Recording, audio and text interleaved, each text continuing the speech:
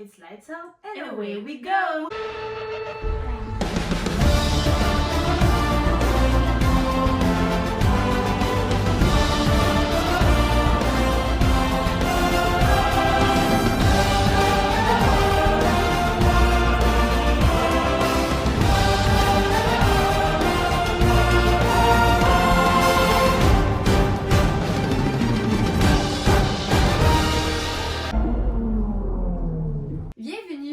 Un tout nouveau épisode de notre podcast. Aujourd'hui, c'est vraiment un épisode éducatif. Okay? Aujourd'hui, on parle des pit stops.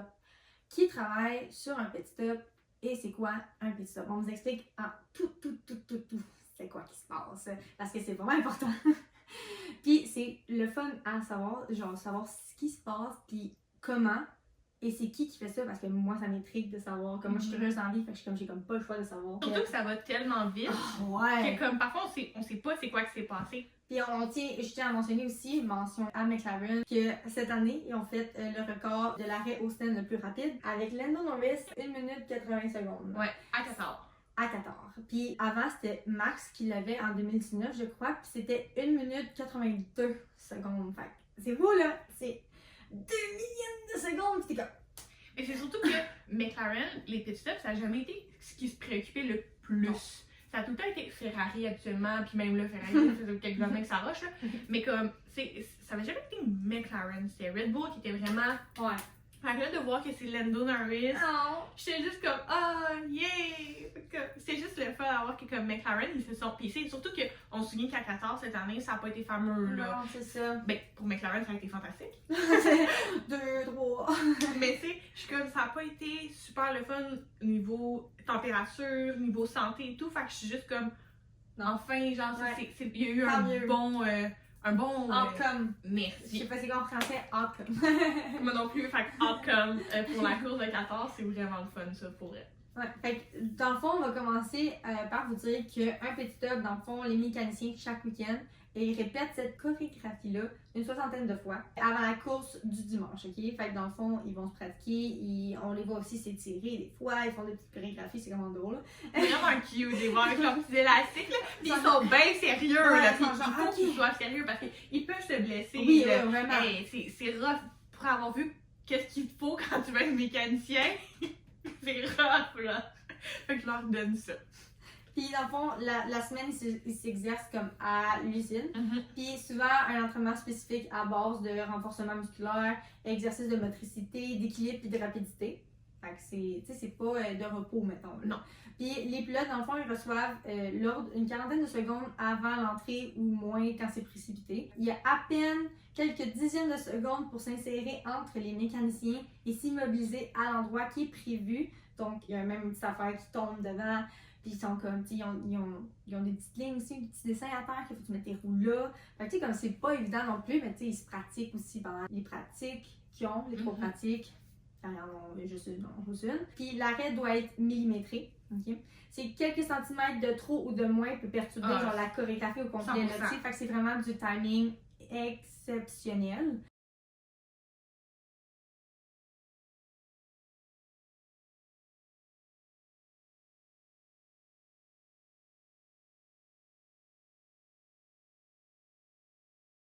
En guise de repère, il y a un panneau, comme je viens de dire, avec une flèche qui lui indique où placer ses roues avant.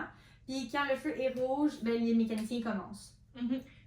Parfois, ils ont des pénalités, là, qu'on a déjà parlé dans la vidéo de pénalités. Fait que, il faut qu'ils attendent. Ils n'ont pas le droit de toucher à la voiture. On a déjà vu qu'est-ce que ça faisait si tu touchais à la voiture quand c'est pas le bon moment. Sorry, guys. C'est vraiment important que le pit stop, les gens qui y travaillent, ils savent où est-ce qu'ils vont, quand est-ce qu'ils vont. Faut que ça soit bien fait parce que de un, ça peut être très dangereux. Puis on a vu plein d'accidents au pit stop. Donc, c'est des gens qui sont entraînés de façon régulière. Ouais. On va aller au tout départ du pit stop quand la voiture s'immobilise. Il y a 2 personnes, donc une à l'avant, une à l'arrière, qui vont être équipées d'un lève-vite. Fait que ça, c'est le petit quand ils se mettent à terre quasiment. Là. Ça. Puis dans le fond, c'est ça qui va ouvrir le compte à rebours. Puis leur mission, c'est vraiment très physique, on va se le dire. Il faut qu'ils soulèvent la voiture, hein, qui est un 800 kg, c'est quand même très gros, la monoplace, en quelques dixièmes de seconde. Puis une fois surélevé, c'est là que les mécaniciens peuvent commencer leur job à eux. Fait que eux, c'est vraiment important parce que c'est eux qui vont venir soulever la voiture. Fait que s'ils le font pas assez rapidement ou ils le font pas bien, c'est déjà... On voit que ça peut prendre du temps parce que des fois, il y a de la misère à la lever. Fait que là, dans le fond, il y en a un aussi qui surveille ces deux-là qui sont en backup. Fait que des fois, quand tu le vois, là, écoute, il rush, mais l'autre, il s'en vient. Puis là, ils sont deux à pousser contre. Parce que des fois, tu t'es bien pogné, mais des fois, elle veut juste pas, genre, fait comme... Tu sais, veux pas... C'est pas un humain, là, c'est un truc qu'il faut qu'il utilise. Fait que si ça bug, puis on l'a déjà vu, là, parfois, il glisse des affaires comme ça. Fait que c'est pour ça qu'ils ont une autre personne en backup plan, là. Fait que c'est vraiment ça au départ. Donc, pour le changement de pneus, ils sont 3. 3 sur une roue. Okay? On va vous expliquer. C'est vraiment pour une question de rapidité. Le premier, il va commencer, et vous allez voir, il est tout le temps à genoux au sol. Il va dévisser l'écrou. Il y a juste une écrou dans la roue pour que ça soit vraiment rapide parce qu'on s'entend qu'un changement de pneu peut être long dans la vie. Dans la vie en général, ça prend 45 minutes changer les pneus. Eux, 1 seconde. Fait que faut que ça soit vite. Fait que dans le fond, avant même que la voiture soit complètement immobilisée, eux, ils font l'écrou. Vraiment avec un pistolet qu'ils font ça, ils font pas ça à la main. C'est plus de 4 kg environ. Là, fait que ça aussi, c'est quand même lourd. Ça va vraiment venir desserrer l'écrou en un temps vraiment record parce que c'est une rotation de 15 000 tours par minute. C'est beaucoup. Juste à côté de lui, il y a un second mécanicien qui, lui, sa job, c'est juste de venir retirer le pneu qui est usé. Puis à ce moment-là, c'est le troisième qui vient insérer le nouveau pneu qui est neuf. Puis le premier qu'on a parlé au départ avec le pistolet, là, il vient resserrer l'écrou. Donc, c'est vraiment super rapide, puis c'est vraiment une chorégraphie qui doit bien être faite parce que retire, remets, tu peux pas être dans les jambes de l'autre, tu peux pas tourner en rond. Fait que c'est bien exécuté, ce mouvement-là à 3 se déroule en moins de 2 secondes. Fait que c'est quand même assez rapide, c'est une prouesse qu'ils vont manier. On va se le dire, les pneus, c'est 20 kg le pneu. C'est très lourd. C'est pas tout le monde qui peut être mécanicien, ça demande une force physique incroyable. C'est ça qui est pour la première partie de... Ben en fait, ce qui est le plus souvent vu au niveau du pit stop, c'est ça. Fait que c'est 12 mécaniciens chargés de changer les gommes. C'est pas les seuls qui sont autour de la monoplace. Il y a 2 stabilisateurs qui sont placés au niveau du cockpit. Leur rôle, c'est de maintenir la Formule 1 droite puis de vérifier en quelques secondes la propreté du système d'aération. Devant, il y a un mécanicien qui est parfois réquisitionné pour modifier les réglages de l'aileron avant. Okay? Fait que ça aussi, il y a d'autres mondes qui attendent au cas où il y ait du dommage à l'aileron avant. Fait que lorsque cet aileron-là avant doit être changé, c'est 5 à 8 mécaniciens interviennent puis exécutent une opération genre faisant perdre genre plusieurs secondes, mais t'as comme pas le choix parce que ça change l'aérodynamique de ta voiture dans une course.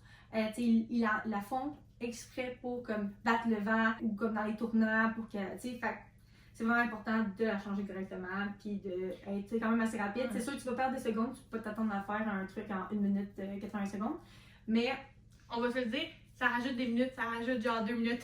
T'as pas de pit stop qui dure vraiment très longtemps, même quand ils doivent changer l'aileron, c'est vraiment rapide, tu l'as vu, fait que c'est quelques secondes, même parfois ça prend juste ça pour se retrouver en bas du classement. C'est un risque à prendre, malheureusement. Dans le fond, ils sont chargés d'effectuer les aérostents. Ceux-là ne sont pas des sportifs de haut niveau missionnés spécialement pour cette tâche. C'est en premier lieu des mécaniciens qui possèdent genre de véritables fonctions au sein de l'écurie. Les week-ends de course, quand ils n'effectuent pas les aérostants, ils travaillent sur le réglage de la monoplace, ils apportent des modifications ou réparent des trucs qui sont nécessaires pour la course du dimanche. Puis, lorsque le devant de la monoplace doit être changé, dans le fond, c'est une équipe qui s'occupe de retirer la pièce pendant qu'une autre s'en vient. Fait que, comme quand je disais 5 à 8, parce qu'il y en a peut-être 2-3 qui vont prendre l'aileron. Puis, mettons, il y en a 2-3 autres qui arrivent, puis qui y la mettent, puis d'autres personnes qui vissent, genre. Fait que, c'est vraiment comme 8-10 personnes qui font ça. Ils font ça le plus vite possible. Fait que ça englobe vraiment un pit stop. C'est un travail d'équipe. La communication est la clé. Puis il faut pas que tu sois perdu. Non. Je suis désolée de le dire. Faut pas que tu sois tête en l'air. C'est rushant, tu vas te le faire dire à peu près. C'est vraiment beaucoup de pression, pareil. Parce que, il y en a que quand on le voit quand il réussit pas à enlever, puis comme, mettons, des fois l'écrou elle reste pognée, ok? C'est normal. Elle reste pognée, là, puis là, ils perdent des secondes, puis tu le vois après, là, il y en a un qui peut être genre full triste parce que comme, il est fâché contre lui parce que ça a pas fonctionné, puis les gars sont comme, c'est correct, c'est correct, ça arrive des affaires de même, mais tu te sens mal parce que t'es comme, tu laisses tomber ton équipe, mais en même temps, je suis comme, écoute, tu peux pas prévoir qu'elle va tout le temps sortir correctement, genre one shot, là, je veux dire, c'est normal, là, fait que c'est ça qui englobe le pit stop en tant que tel. Donc, on vous expliquait en gros c'était quoi un pit stop. Maintenant, on va vous parler des métiers du pit. Fait qui fait quoi? On va en nommer 6 en premier. Donc, en premier, on va parler du mécanicien en chef. Après ça, les mécaniciens, parce qu'ils sont quand même très importants. 3, le team manager. 4, les ingénieurs, parce qu'il y en a beaucoup. 6, directeur technique. 5, en fait, directeur technique. 6, puis des data scientists. Donc, dans le fond, c'est les scientifiques des data, C'est eux qui les ramassent données. les données, ouais. Donc, les scientifiques de données, on va dire ça de même. Donc, ils sont vraiment des dizaines. Fait qu'on pourrait parler d'un maximum de comme 80 par équipe, on va dire, à travailler en F1. Et s'acheter dans le paddock à chaque Grand Prix. Vous les voyez courir un petit peu partout avec des boîtes qui roulent, des choses comme ça, c'est eux. Ils sont très importants à l'équipe. Fait qu'on se demande souvent, mais c'est qui? Puis ils font quoi dans l'équipe? Ouais, on ça va va vous quoi? C'est ça. Là, on va vous les expliquer parce que quand ils filment les garages, vous pouvez voir une 80 personnes environ parfois, là, puis c'est beaucoup, puis on se demande pas, oui, mais c'est qui tout ça qui sert vraiment à quelque chose? Oui, on va vous les expliquer encore une fois. Fait que là, c'est vraiment une team qu'on va dire qui est inconnue dans le monde de la F1, mais ils sont ce qui font en sorte que les pilotes sont champions du monde. Sans eux, sincèrement, ça serait pas possible. Donc, ils sont assez importants, on va se le dire. Fait qu'on va y aller en ordre comme on les a énumérés. Donc, le premier, ben dans le fond, il supervise l'immense équipe des mécaniciens sur le circuit. Son rôle est de s'assurer que les spécifications de la voiture sont correctes. Il doit aussi résoudre des soucis mécaniques. Il doit s'assurer que les différents réglages de la monoplace soient bien faits. Donc, lui, il supervise tout. Ça va s'aimer de même. Le deuxième, ceux sans qui un paddock ne serait rien, dans le fond, ben, ces hommes de l'ombre qui sont dans le shadow de l'équipe doivent notamment veiller à ce que le pilote ait une voiture performante, fiable et sûre. Lors des arrêts au stand, ils procèdent aux vérifications d'usage, remplissent la voiture de carburant, battent le record du monde de vitesse de changement de pneus. Ils sont même parfois capables de les changer en apesanteur quand il s'agit de Red Bull Racing. Ouais, là-dessus, ils sont forts. Celui qui chapeaute la team, ses principales missions, c'est quoi? Gérer la logistique du staff. Fait que ses déplacements, par exemple, là, ce qui est assez important. Et veiller à ce que tout le petit monde, toutes les petites fourmis, travaillent en bonne et due forme. Moi, je dis souvent ça, là, je trouve que l'équipe de mécanique, l'équipe complète, c'est des fourmis dans une fourmilière. Ouais, ils ont tout un but, un objectif, mais ils ont tous l'air d'être des poules sans tête. Ils courent partout, mais ça, c'est ce qu'ils font.